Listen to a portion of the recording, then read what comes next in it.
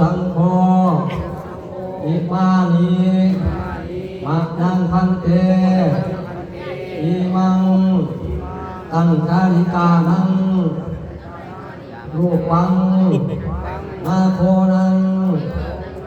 ปังสุปุรังกัปปาหุคังมาเตยาทานังสาปริวารังภิกขุสังฆัสสะโอโนสยามะสาธุโนพันเตภิกขุสังโฆพวกข้าน้อยทั้งหลายขอน้อมถวาย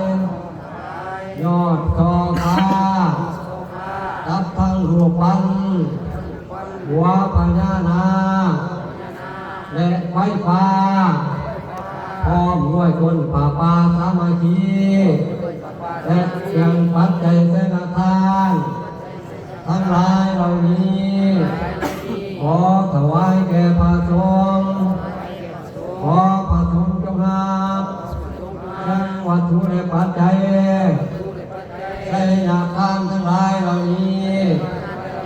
อันเป็นของพวกข้าน้อยทั้งหลายเพื่อบ้านอยู่ในความสุขแก่พวกข้าน้อยทั้งหลายซึ่งกาลนานเถิดคือวัตถุและปัจจัยใช้ยาทานทั้งหลายเหล่านี้อันเป็นของพวกข้าน้อยทั้งหลายคือไฟฟ้าเป็นศรัทธาของพระอาจารย์ใหญ่ทำเถิดสิ่งสวรรค์พร้อมด้วยญาติโยมชาวบ้านตะวันได้นำเข้ามา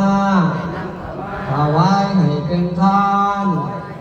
ไว้ในวัดบ้านตะวันที่นี้และยอดกอฟ้าพร้อมด้วยผู้ปันหัวหน้าและป่าวังสกุลและเครื่องปัจจัยไสยทานทั้งหลายเหล่านี้อันเป็นของพวกข้าน้อยทั้งหลาย